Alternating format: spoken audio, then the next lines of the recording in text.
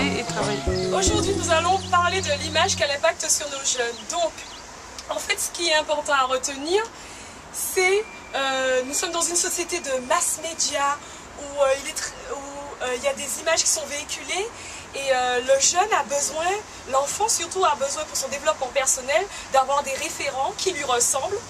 Et par exemple, notamment les poupées, tout ça, et les effigies, les princesses, même dans les films, dessins animés, bandes dessinées, pour pouvoir s'identifier à cette image. Et cette image que la société nous renvoie permet à ce jeune de s'aimer et de s'accepter, d'accepter notamment sa couleur de peau, ses yeux bridés s'il en a, ou son type de cheveux crépus. Et ça c'est très important pour son développement personnel. Rebelle.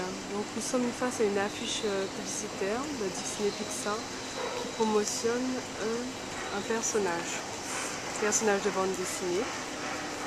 Le personnage tient en possession une flèche, une arme. Le regard est assez sévère et rebelle, ouais, rebelle.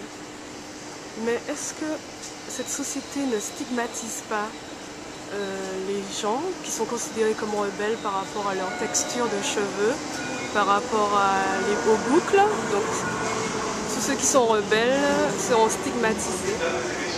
Tous ceux qui porteront cette coiffe seront stigmatisés, traités de rebelles.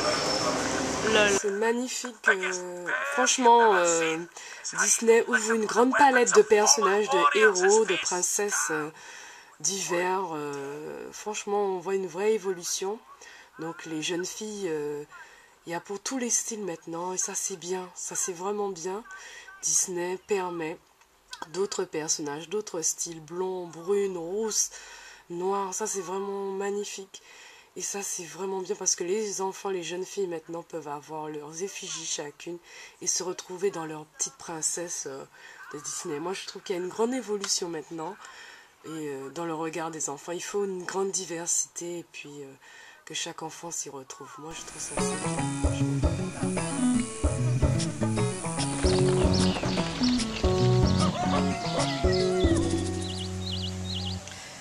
J'ai en ma possession un magazine, le numéro illimité.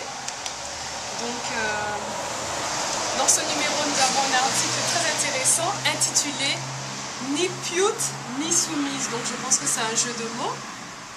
Et dans cet article, on met en avant les princesses et l'évolution des princesses d'avant et d'après. Il y a un schéma qui montre les princesses.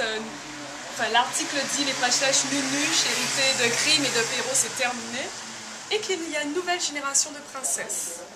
Donc, avant, on décrit les caractéristiques des princesses d'avant, par Disney.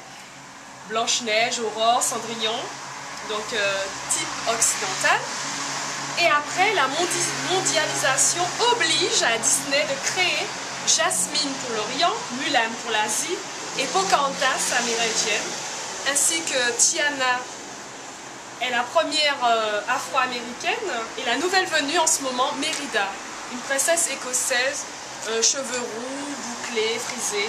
Donc cela confirme ce que je disais, une évolution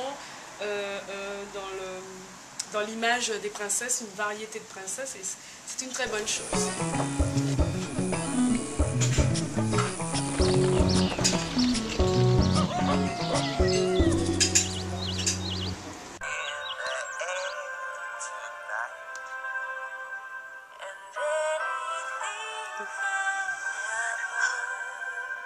Tu aimerais que je t'embrasse, hein? J'avoue qu'un baiser me conviendrait. Je suis le prince Naveen. Il faut que tu m'embrasses. Je te demande pardon. J'ai été envoûté par un sorcier. Je t'en prie, ça me fera redevenir humain.